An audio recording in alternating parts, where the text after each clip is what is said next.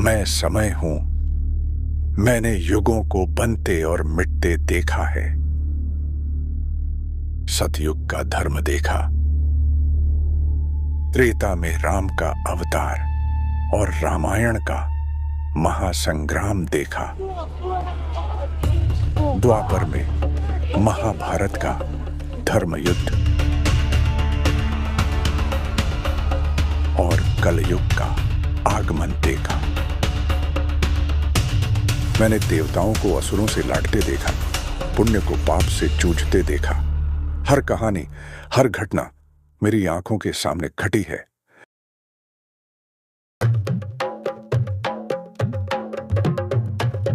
आज मैं तुम्हें ऐसी ही एक कहानी सुनाता हूं।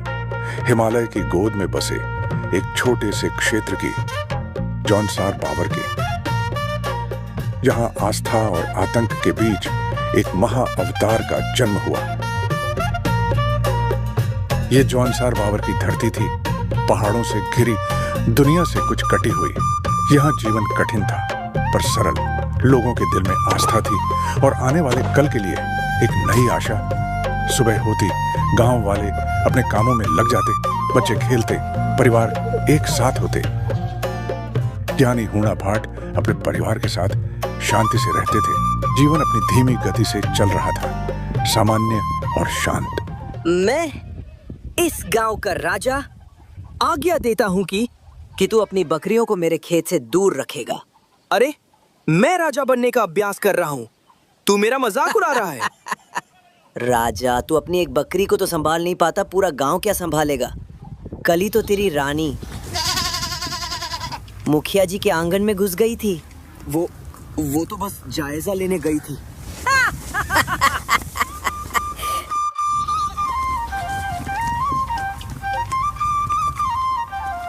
वाह, ऐसी धूप निकले तो समझो इस बार मक्के के भुट्टे दांत तोड़ देंगे। महादेव की कृपा बनी रहे बस। बाकी सब खेतों में तो ठीक है, पर गांव के छोर वाले उस खेत का कुछ समझ नहीं आता। अरे उसकी बात छोड़, सालों से बंजर पड़ी है वो जमीन। बड़े बूढ़े कहते हैं कि उस जगह का साया ठीक नहीं है।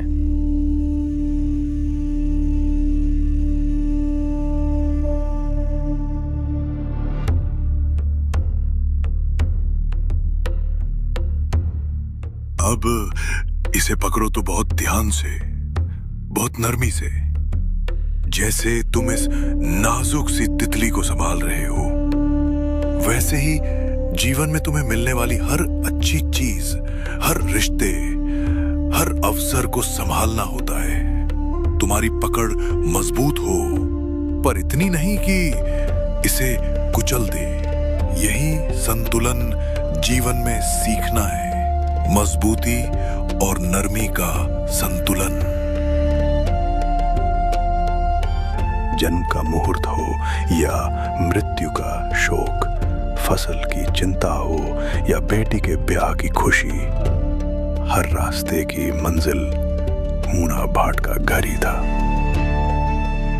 वो सिर्फ एक ज्ञानी नहीं, इस छोटे से संसार के स्तंभ थे, जिनकी सलाह के बिना कोई पत्ता भी नहीं हिलता था। पंडित जी, बेटी के लिए रिश्ता आया है। लड़के वाले कल आ रहे, बस आप पंचांग देख के कोई शुभ मुहूर्त बता दें। भाट जी, मुरली के बेटे ने मेरी बकरी को पत्थर मार दिया, उसे समझाओ जरा। गोमती, बच्चे ही तो हैं, खेल खेल में हो गया होगा। और मुरली, चिंता मत करो, बेटी के ग्रह है, विवाह के लिए अनुकूल हैं।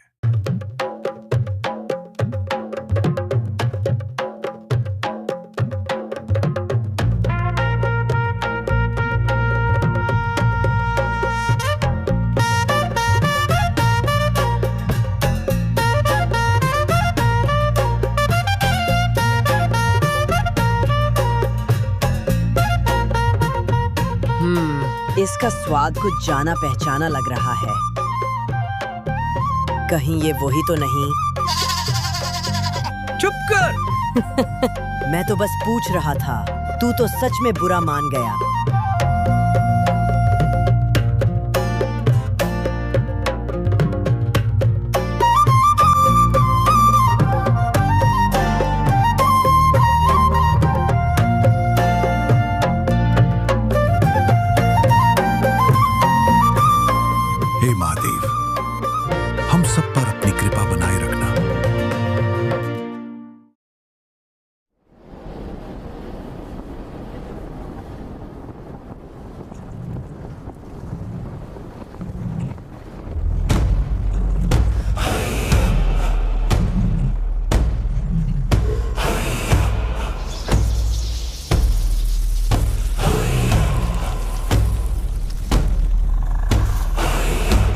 हजारों साल बाद ये शोर मेरी निद्रा भंग कर दी।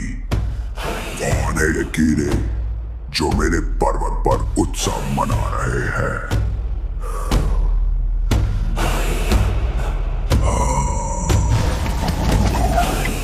मैं इन्हें जानता हूं। इंसान, तुम्हारा उत्सव समाप्त हुआ।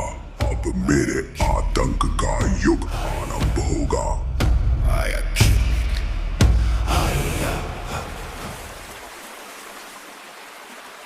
नानी, कल का जश्न तो कमाल का था। देर तक ढोल बजता रहा और बुधिया की शादी का खाना, वाह, मजा ही आ गया। हाँ बेटी, सच कहा। बरसों बाद ऐसी रौनक देखी गांव में। भगवान सबकी जोड़ी सलामत रखे। और अब जश्न खत्म, काम शुरू। तुम्हारे शेर दिखाई नहीं दे रहे, कहाँ हैं सब? क्या बताऊँ नानी, बड़े वाले तो जंगल गए हैं शिकार पर। कह रहे थे मौसम बदलने से पहले कुछ बड़ा हाथ लग जाए। और छोटे खेत संभाल रहे हैं। आसमान देख रही हो, पंडित जी कह रहे थे इस बार की बर्फ कहर बन के टूटेगी। बस उसी की तैयारी में लगे हैं सब। लकड़ी और राशन पानी का इंतज़ाम हो जाए तो शांति मिले। हाँ बिटिया, ठंड बहुत सख्त होगी। बस सब कुशल मंगल रहे और जल्दी बर्फ पिघल जाए। आज तो मैं इतना बड़ा हिरण मारूंगा कि पूरे गांव में 1 हफ्ते तक भोज चलेगा। रहने दे। पिछली बार जब एक गिलहरी तेरे सामने आ गई थी तो तू ऐसे भागा था जैसे भूत देख लिया हो। अरे वो गिलहरी नहीं थी, वो एक छोटा भालू था। दूर से देखने में गलती हो गई। हाँ हाँ, देखूंगा। कहीं ऐसा ना हो कि जानवर तुझे देखकर हंसने लगे और तू शर्म से ही भाग जाए। क्या हुआ? अब किस गिलहरी से डर गया?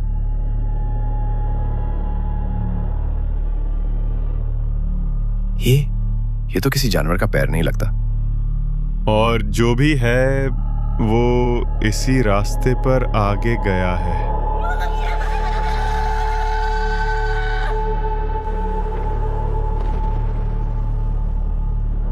प्रकृति भी जैसे आने वाले विनाश का संकेत दे रही थी। काले बादल छा गए, भयानक तूफान आ गया, हवाएं चीत्कार करने लगी, बिजली कड़कने लगी। ये सिर्फ तूफान नहीं है, कुछ तो गड़बड़ है।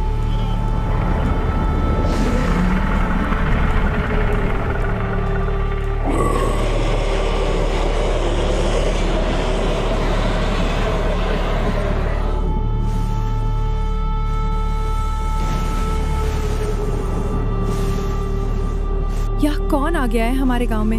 इतनी दहशत मैंने कभी नहीं देखी। टिर्मिक, वो राक्षस वापस जाग गया है जिसके बारे में कहानियों में सुनते थे। क्या होगा अब? हम कैसे बचेंगे? हिम्मत रखो, ईश्वर पर भरोसा रखो। मैं जरा देखता हूं बाकी कहां है। तुम यहीं रुको। वो किर्मीक राक्षस आ गया।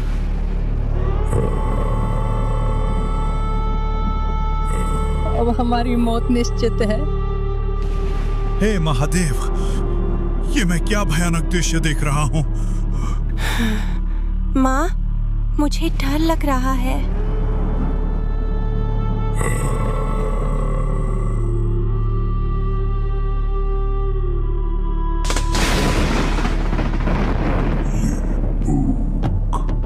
सदियों की प्यास, इंसानों की ये मीठी महक। तैयार रहो इंसानों, मैं हूँ राक्षस किर्मिक।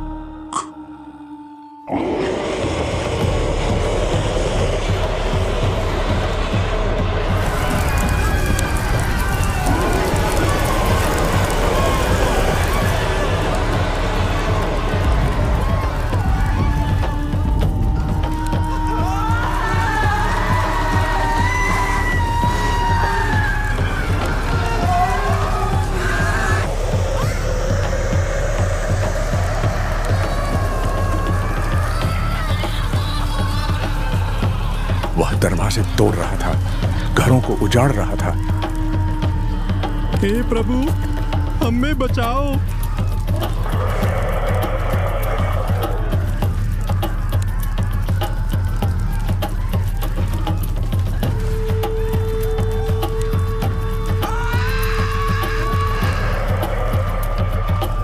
बाहर से आती चीखने, चिल्लाने और टूटने की भयानक आवाजें उनके दिलों में दहशत भर रही थीं। उस रात किरमिक का भयानक नाच शुरू हुआ। घर टूट रहे थे, जिंदगियां बिखर रही थी।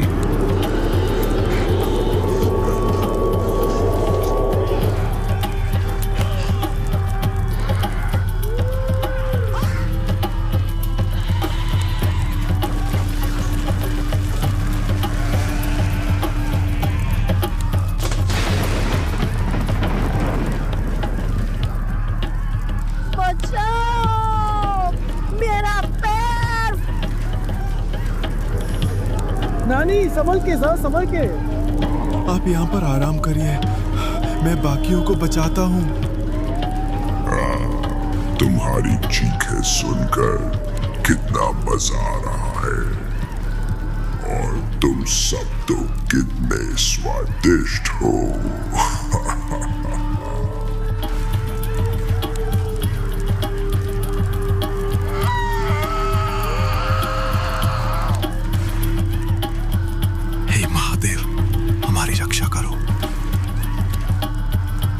हर रात वह आता और गांव में किसी न किसी घर पर मौत बनकर टूट पड़ता।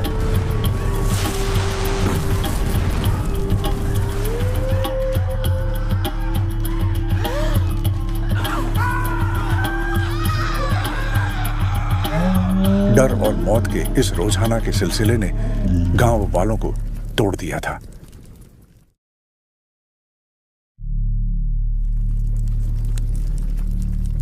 रात के घाव सुबह और भी गहरे नजर आते हैं। जब सूरज निकला तो गांव एक खंडहर जैसा दिख रहा था। तबाही का मंजर दिल दहला देने वाला था। कई घर टूटे पड़े थे, लोग सहमे हुए थे, अपनों के खोने का मातम मना रहे थे।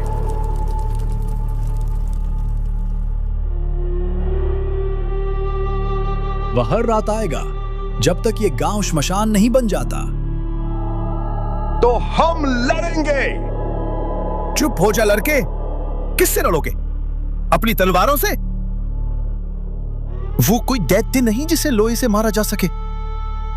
वो इस धरती पर लगा एक श्राप है, उसे हमारी देह की भूख है।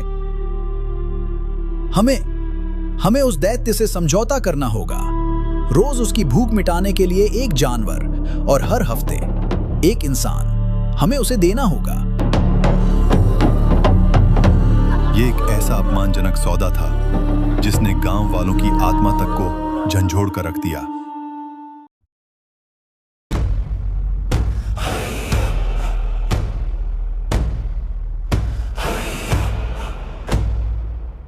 तुम जैसे कीड़ों के साथ तो समझौता ही हो सकता है, और मुझे हर हफ्ते एक इंसान और रोज एक जानवर।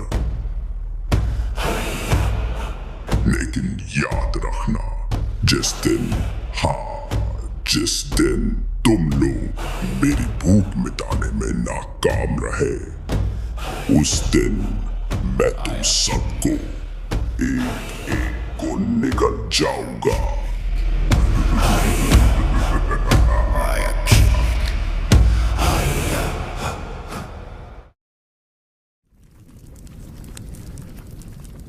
आज हमारे गांव की रक्षा के लिए कौन अपनी बलि देगा?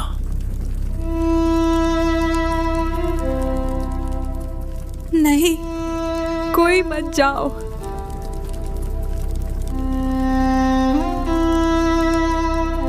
किसी न किसी को तो जाना ही होगा। अगर मेरे जाने से गांव सुरक्षित रहता है तो यही मेरी नियति है।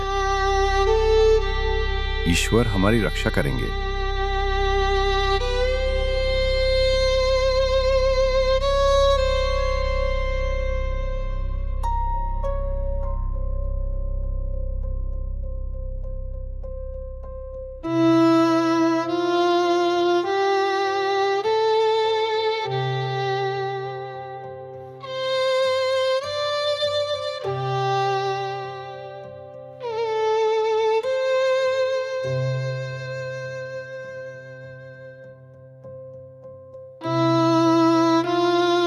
किरमिक सिर्फ शरीर नहीं, गांव की आत्मा को खा रहा था। और इस तरह हर हफ्ते गांव पर एक भयानक खामोशी छा जाती। पंडित जी, मैं तो जा रहा हूं, बस मेरे नाना जी का ख्याल रखना, वो अकेले पड़ जाते हैं। ये उस समझौते की खामोशी थी जो लहू से लिखी गई थी।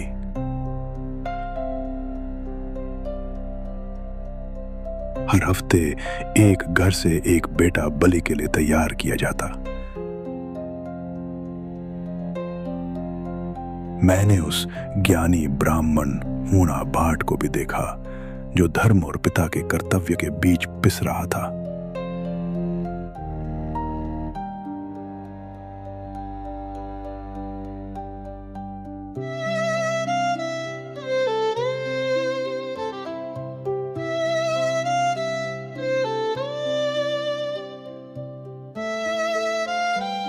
समय बीतता गया। एक एक करके हूणा भाट के बेटे भी किरमिक की बलि चढ़ चुके थे। हूणा भाट के घर में आशा की आखिरी किरण भी बुझती हुई नजर आ रही थी। जब सारे रास्ते बंद हो जाते हैं, तब इंसान सिर्फ ईश्वर को पुकारता है। हूणा भाट ने हाथ जोड़ दिए, आंखों में आंसू लिए वे प्रार्थना करने लगे।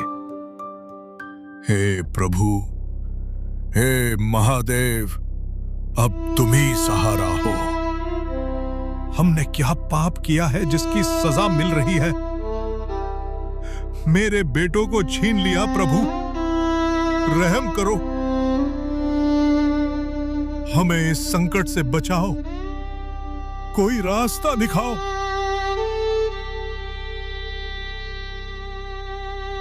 कहते हैं जब भक्त सच्चे दिल से पुकारता है तो भगवान सुनते जरूर हैं। उस रात हूणा भाट को एक स्वप्न आया। एक दिव्य वाणी ने उन्हें संकट का हल बताया। हूणा भाट, उठो, तुम्हारी पुकार सुनी गई। इस संकट का हल तुम्हारी तपस्या में है। कश्मीर जाओ, वहां घोर तपस्या करो, महादेव प्रसन्न होंगे और तुम्हें इस राक्षस से मुक्ति का मार्ग मिलेगा।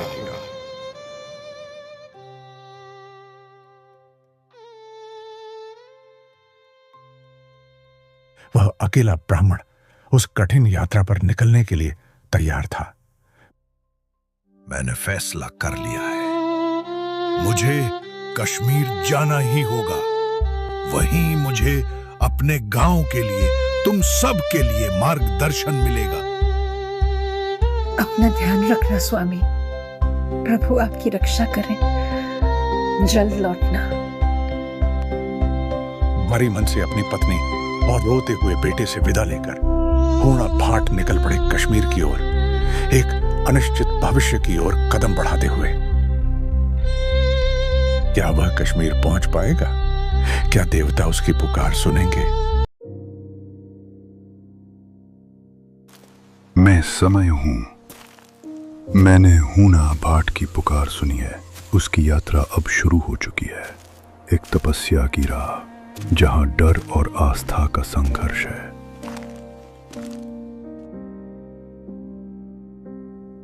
उस रात हूणा को स्वप्न में एक दिव्य संकेत मिला और उसी दिन उसकी पत्नी नदी तट पर जल बढ़ रही थी। घड़े से अजीब सी ध्वनि उठी।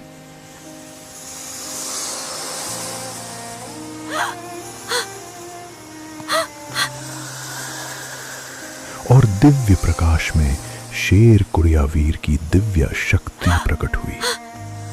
भय मत करो, गांव का उद्धार केवल हूणा भाट की तपस्या से होगा।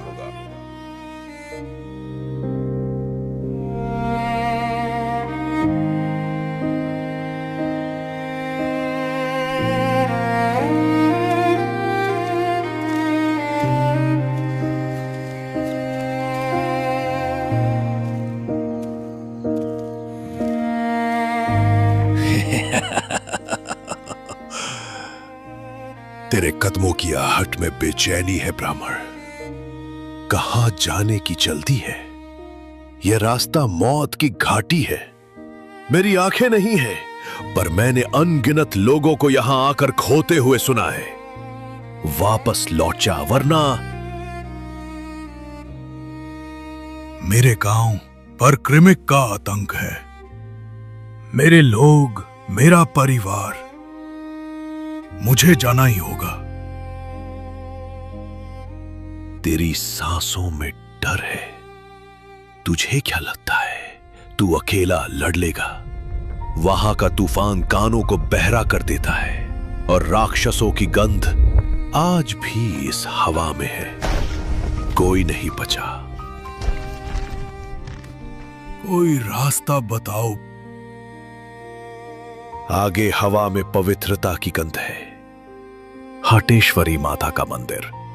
उनकी कृपा के बिना तेरे कदम आगे नहीं बढ़ेंगे। जा, पर याद रखना, मौत की ठंडी चुअन भी तेरा इंतजार कर रही है।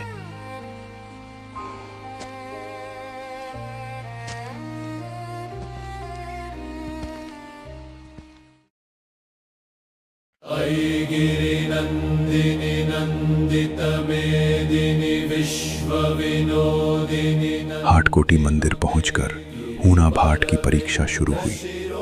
एक सच्चाई की परीक्षा। मां हाटकोटी, मेरी राह कठिन है।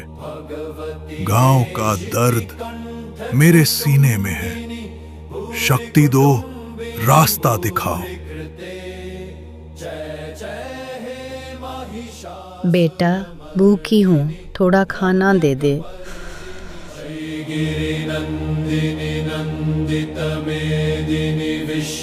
माँ, ये लो। मेरे पास बस ये है, लेकिन तुम्हारा दुख मुझसे नहीं देखा जाता। जिष्णुनुते भगवती हे शितिकंठ कुटुंबिनी भूरि कुटुंब भूरि कृते। जय जय हे महिषासुरमर्दिनी रम्यकपर्दिनी शैलसुते।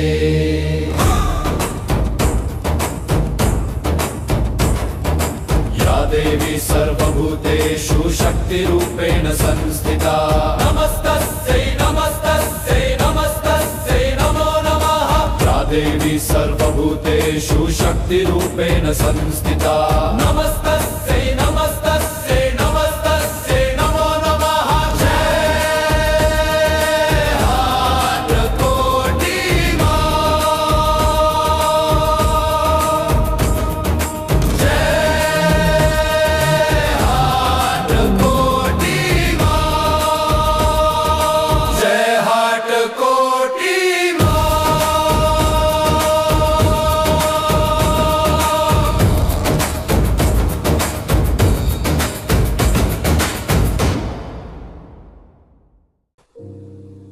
भाट, तेरी सच्चाई ने मुझे प्रसन्न किया। तू सच्चा रक्षक है। हे मां, कृमिक मेरे गांव को निगल रहा है। इस अंधकार में मुझे राह दिखाओ। डर मत बेटा, कश्मीर जा। वहां महादेव की तपस्या कर। तेरी तपस्या में ही समाधान छिपा है। मैं हर कदम पर तेरे साथ हूं। माता का आशीर्वाद साथ था, लेकिन राह में तूफान इंतजार कर रहे थे। प्रकृति की परीक्षा जो हूना भाट के हौसले को आजमाएगी।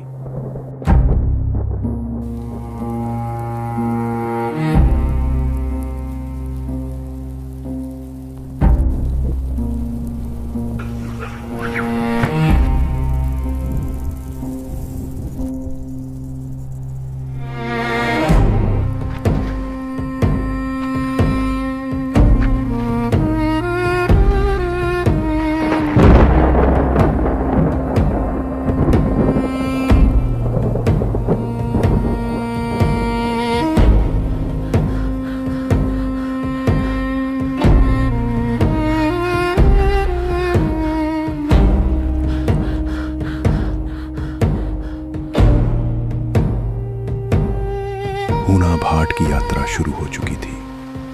गांव की यादें उसके दिल में बसी हुई थी, लेकिन आगे का रास्ता अनजान और खतरनाक था।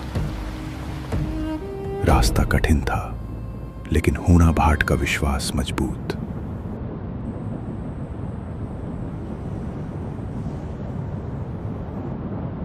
मां ने कहा वो मेरे साथ है, मेरा परिवार, मेरा गांव।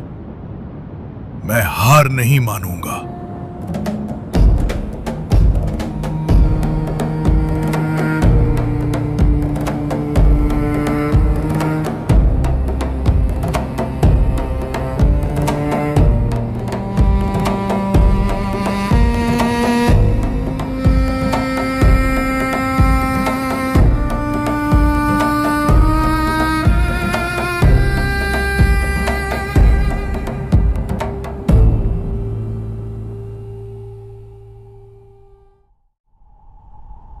हे महादेव, मैं पहुंच गया। मेरे गांव की रक्षा के लिए तपस्या शुरू करता हूं। मैं तैयार हूं।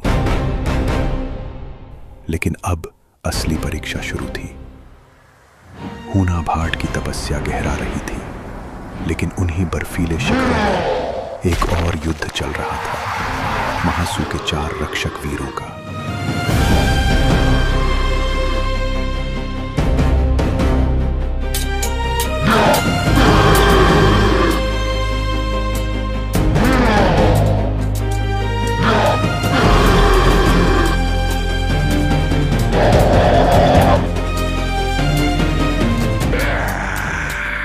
कौन हो तुम कीड़े मकोड़े जो मेरी राह में आने की हिम्मत कर रहे हो?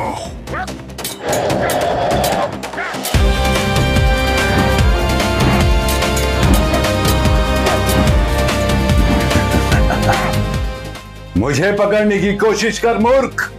मैं कपिलावीर, वासिक महासू की वो बिजली जो गरजने से पहले गिरती है। आज तेरी मौत इन ठंडी हवाओं में तेरी सोच से भी तेज होगी। हम तेरी मौत है। मैं कोयलूवीर, भोटा महासू की अटल चट्टान, इस पवित्र भूमि पर तेरी परछाई भी इस धरती को छूने से पहले मेरे कदमों तले कुचल दी जाएगी। खोल अपने कान और सुन अपनी अंतिम घोषणा। मैं कैलात वीर, पबासिक महासू का वो वीर हूं जो न्याय नहीं, सीधा संहार करता है। इस भूमि की रक्षा में पाताल की आग तेरी आत्मा को भी जलाकर राख कर देगी।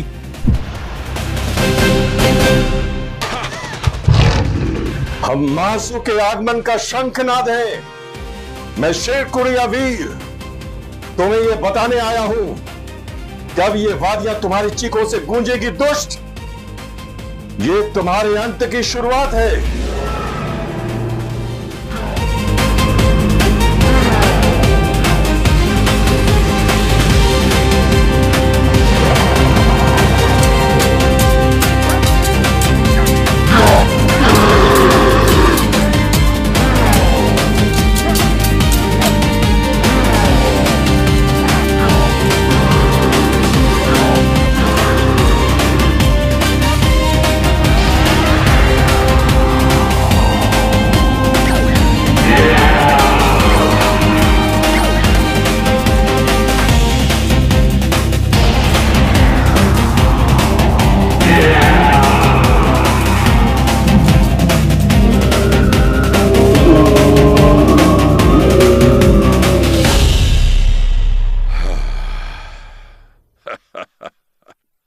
राक्षस का अंत करने के बाद शेरकुड़िया वीर ने एक पुकार सुनी, एक तपस्वी की पुकार जो पहाड़ों के पार से आ रही थी।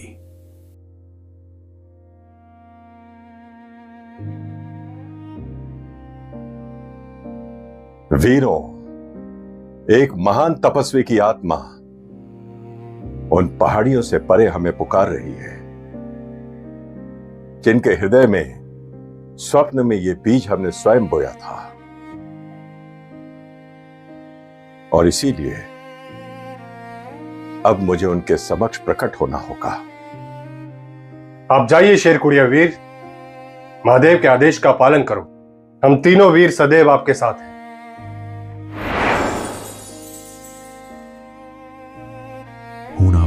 तपस्या ने ब्रह्मांड को हिला दिया, लेकिन उसकी पुकार का उत्तर एक अप्रत्याशित दिशा से आया।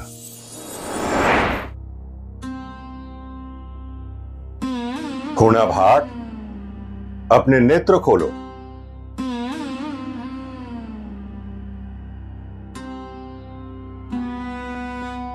मेरी तपस्या सफल हुई।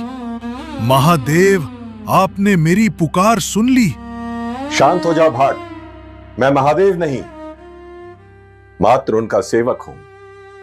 सेवक? पर मैंने तो महादेव को बुलाया था। क्रिमिक मेरे गांव को निगल रहा है और आप कौन है? मेरा नाम शेर कुड़िया वीर है। महादेव स्वयं क्यों नहीं आए? महादेव तो कण कण में है भाट, और उन्होंने तुम्हारी पुकार भी अवश्य सुनी है, और यही बताने आज मैं तुम्हारे समक्ष प्रकट हुआ हूं। हे भाट, जब इस संसार में अधर्म बढ़ने लगता है तो त्रिदेव अपनी शक्तियों को एकत्र करने लगते हैं, और इसलिए सृष्टिकर्ता ब्रह्मा, पालक विष्णु और संहारकर्ता शिव ने अपने शक्तियों को एकत्र करके 4 दिव्य शक्तियों को जन्म दिया है, और ये 4 दिव्य शक्तियां ही 4 भाई महासु हैं। महासु? त्रिदेवों के अवतार?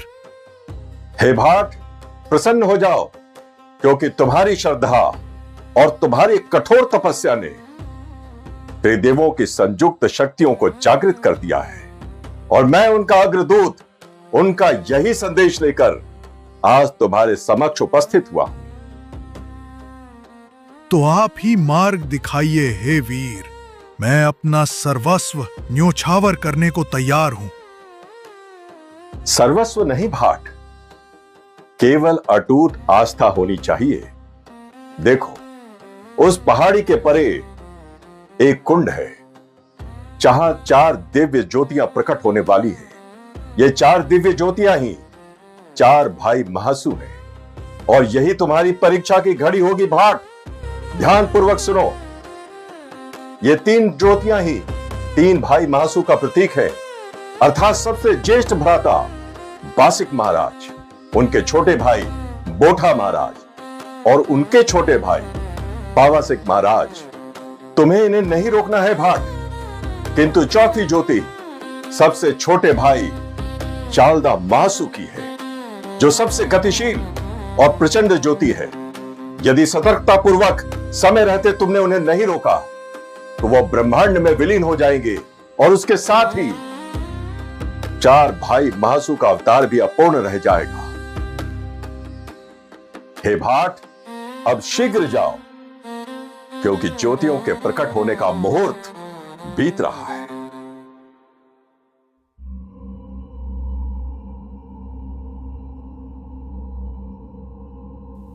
हूना भाट उस रहस्यमयी कुंड की ओर भागा, एक ऐसे स्थान पर जहां धरती और आकाश का मिलन होता था, जहां महासु की शक्ति का रहस्य खुलने वाला था।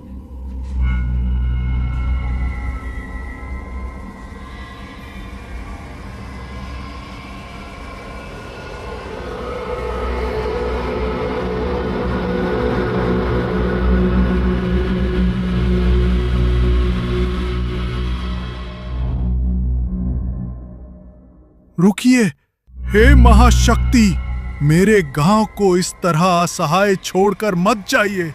अगर मेरी तपस्या में कण भर भी सच्चाई है तो आपको रुकना होगा। मुझे उत्तर दीजिए। तुम्हारी पुकार ने नहीं, तुम्हारी अटूट आस्था ने हमें विवश किया है ब्राह्मण। तुमने हमें निद्रा से नहीं अपितु सृष्टि के नियम तोड़कर हमें जागृत किया है। बोलो ब्राह्मण, क्या चाहते हो तुम? सब कुछ समाप्त कर दिया उस क्रिमिक नामक राक्षस ने महाराज। हर दिन वो एक घर उजाड़ देता है, हर दिन वो किसी माँ की गोद सूनी कर देता है। गांव के लोग उसके डर से कांपते रहते हैं। मेरी आंखों के सामने उसने मेरे जवान बेटों को, मेरे कुल के दीपकों को एक एक करके बेरहमी से मार डाला। अब बस मेरा एक आखिरी बेटा और उसकी मां बचे हैं, और वो राक्षस अब उन्हें भी मुझसे छीन लेना चाहता है। मैं सब कुछ हार कर, पूरे गांव की आखिरी उम्मीद बनकर, बड़ी कठिनाई सहकर यहां तक आया हूं। हमारी सहायता कीजिए महाराज। मेरे गांव को, मेरे परिवार को उस दुष्ट कृमिक राक्षस से बचा लीजिए महाराज। लौट जाओ अपनी धरती पर, 7वें सूर्योदय पर, उस बंजर भूमि पर अपनी आस्था का हल चलाओ। हम चारों भाई महासू अपने चारों वीर तथा अपनी माता के साथ वहीं अवतरित होंगे जहां तुम्हारी आस्था धरती का हृदय चीरेगी। हे ब्राह्मण, अब अपनी आंखें बंद करो।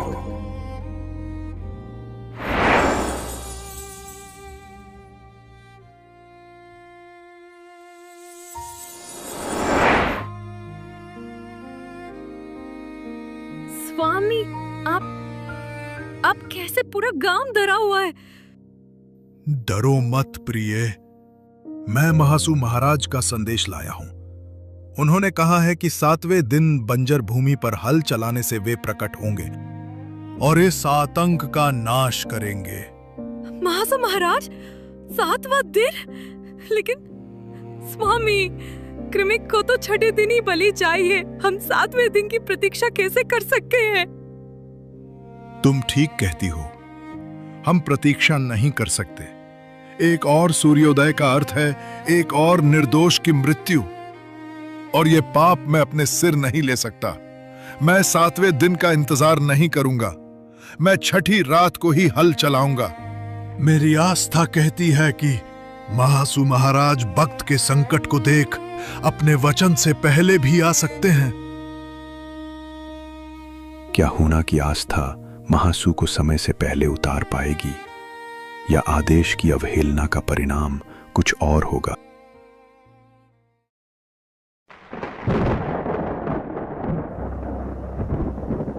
हे महासू महाराज, आपके वचन से बड़ा भक्त का संकट है। मैं एक और जान की प्रतीक्षा नहीं कर सकता। यदि मेरी भक्ति में शक्ति है तो आपको आना ही होगा, अभी इसी क्षण।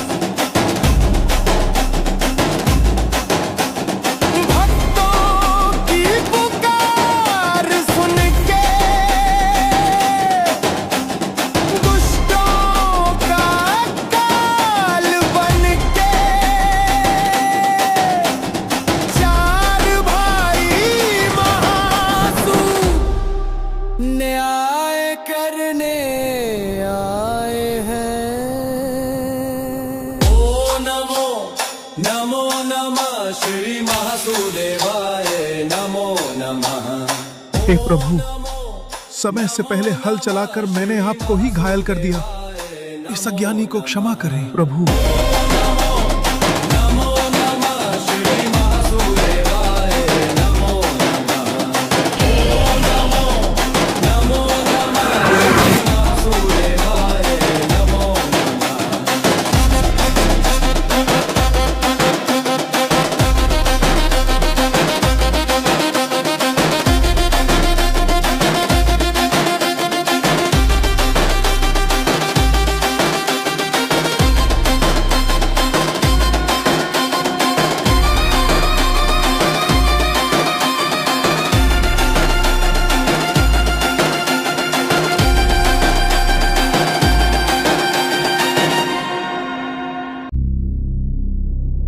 मैं समय हूं।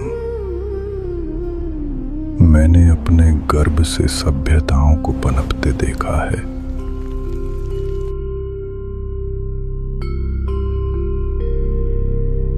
कभी टिमटिमाते युगों का पतन,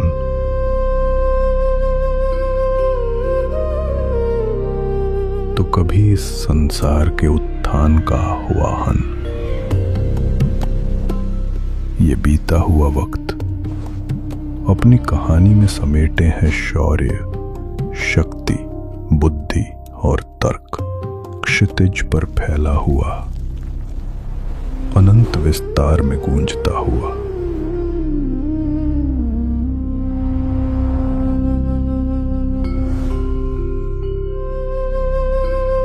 मैं तुम्हें एक प्रसंग दिखाता हूं जहां शक्ति अपनी चरम सीमा पर थी और ज्ञान अपने गौरव में अडिग। वो क्षण जब दो भाई सामने खड़े थे।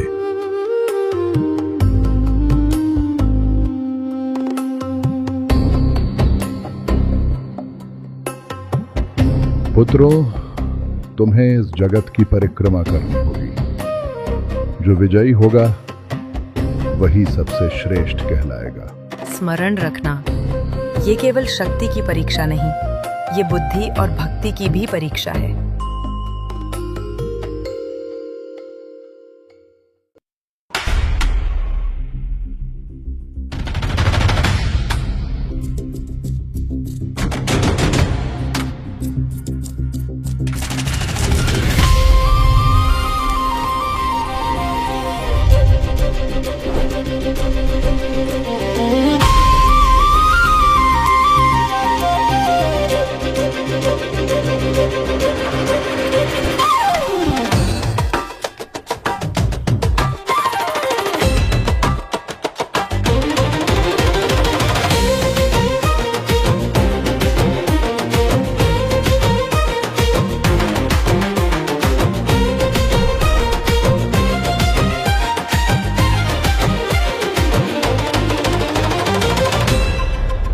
परिक्रमा का वचन दिया गया, कार्तिकेय अपने मयूर पर सवार होकर तीनों लोकों में निकल पड़े।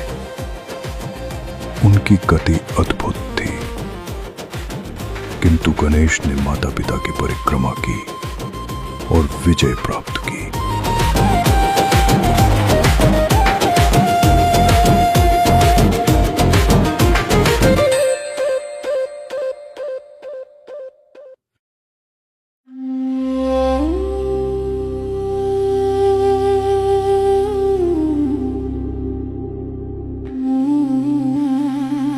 मुझे मात क्यों खानी पड़ी? क्या मेरी गति व्यर्थ थी? माता पिता की परिक्रमा ही सच्ची परिक्रमा है, क्योंकि जहां वे हैं वहीं सारा ब्रह्मांड है। कभी कभी धीमी चाल भी विजय दिला देती है, यदि हृदय में श्रद्धा और प्रेम हो। मैं इस अपमान के साथ कैलाश पर नहीं रह सकता। पुत्र, ये अपमान नहीं, ये शिक्षा है। कार्तिकेय, क्रोध में अपना पथ मत छोड़ो। तुम्हारी शक्ति इस जगत के लिए वरदान है।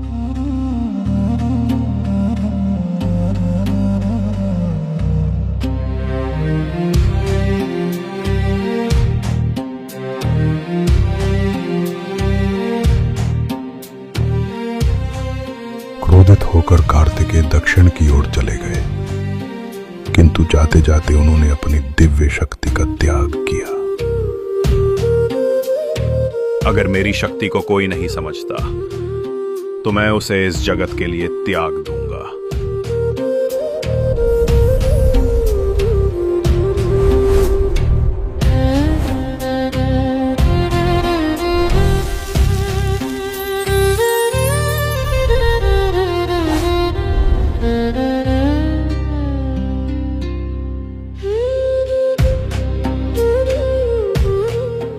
और वे चार ज्योतियां आकाश से उतरकर उस कुंड में समा गईं। पर कथा यहीं समाप्त नहीं होती।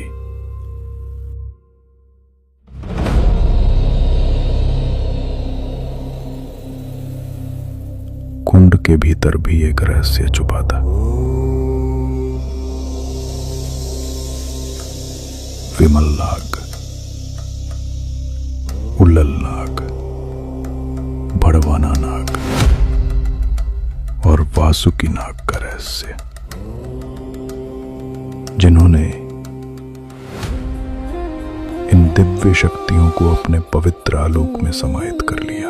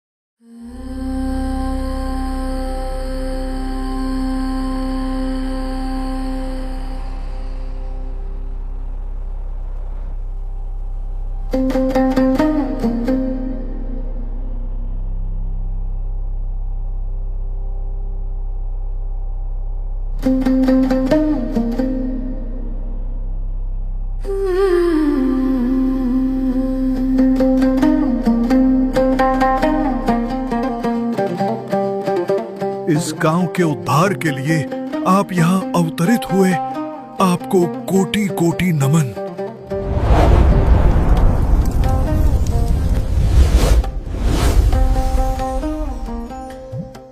प्रणाम माते। हूणा भाट, तुम्हारी भक्ति की शक्ति के कारण ही ये संभव हो पाया है। तुम्हारे विश्वास ने इस भूमि की भक्ति में आस्था को पुनः जन्म दिया है। पुत्रों, ये भूमि तुम्हारी प्रतीक्षा में थी। हूणा भाट की तपस्या ने तुम्हें बुलाया ताकि अधर्म के अंधकार को धर्म के संतुलन से आस्था और विश्वास के बीज में बदला जा सके। माते, हमारी त्रासदी से आप अवगत हैं। किरमिक के भय और डर के आतंक से आप ही हमें बचा सकती हैं। माँ, आपकी कृपा से हम इस गांव की रक्षा करेंगे और अधर्म रूपी राक्षस किरमिक के भय से मुक्त करेंगे।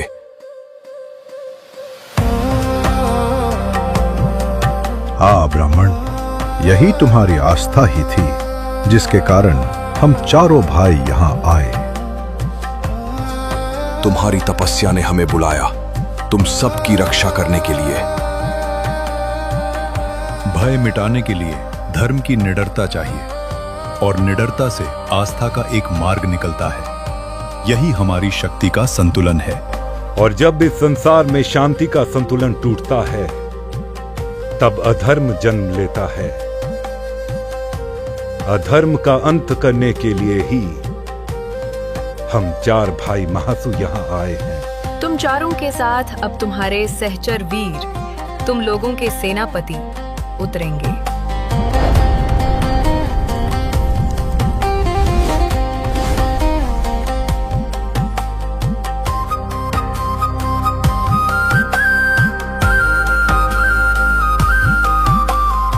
जब तुम चारों दिशाओं में धर्म की रक्षा करोगे, तब ये चारों वीर तुम्हारे साथ खड़े रहेंगे।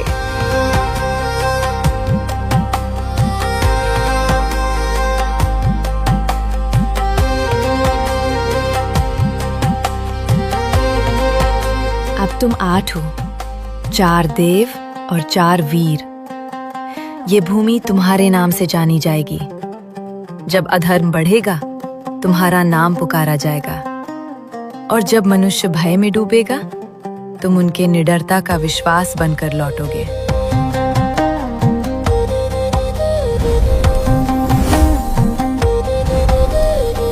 बोलो देवलाड़ी माता की जय। बोलो महासु महाराज की जय। बोलो महासु महाराज की जय।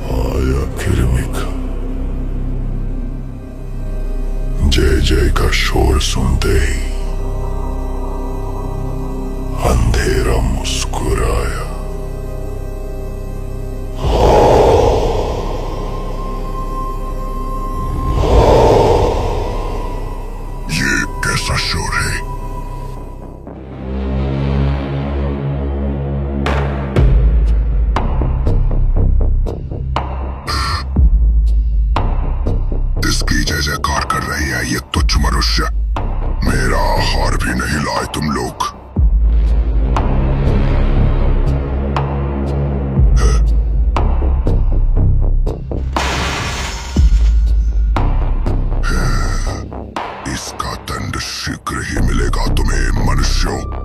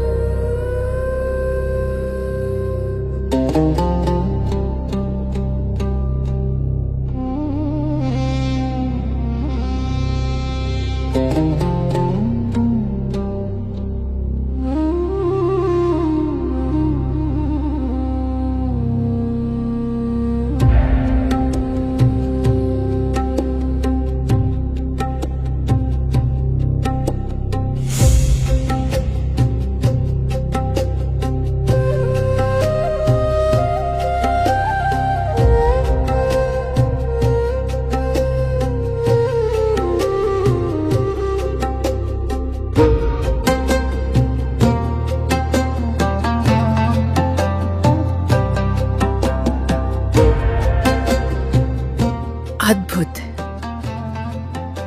पुत्रों, ये स्थल मेरे हृदय को स्पर्श करता है।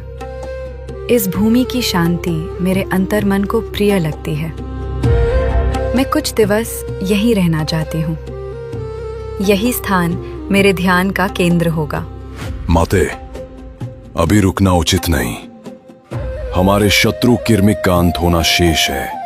आप हमारे संग चलिए। धर्म का कार्य पूर्ण होने पर हम सब यहीं विश्राम करेंगे। पुत्र बासिक, मेरा हृदय इस भूमि से बंध गया है। मुझे इसका स्पर्श, इसका मौन, इसका आकाश सब पुकारता है। मैं यहीं रहूंगी, ध्यान में। और तुम सब जाओ, अधर्म के उस दानव किर्मिक का अंत करो। यही समय है जब धर्म की ज्वाला प्रकट होगी। जैसी आपकी आज्ञा माते।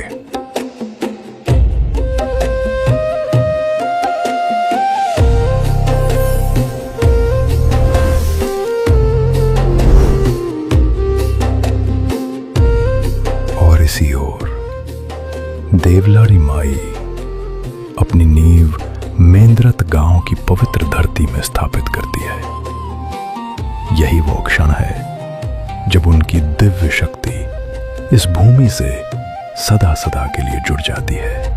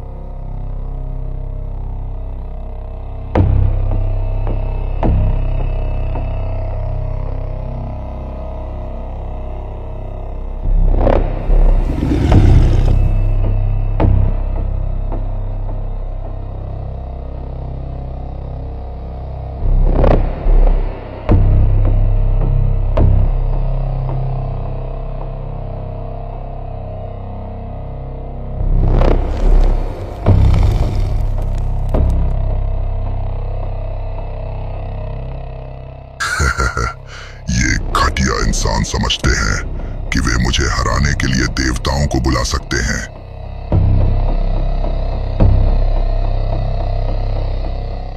ये इंसान मुझसे लड़ने आए हैं और देवता भी उनके साथ खड़े हैं। मैं इन देवताओं को एक एक करके नष्ट कर दूंगा।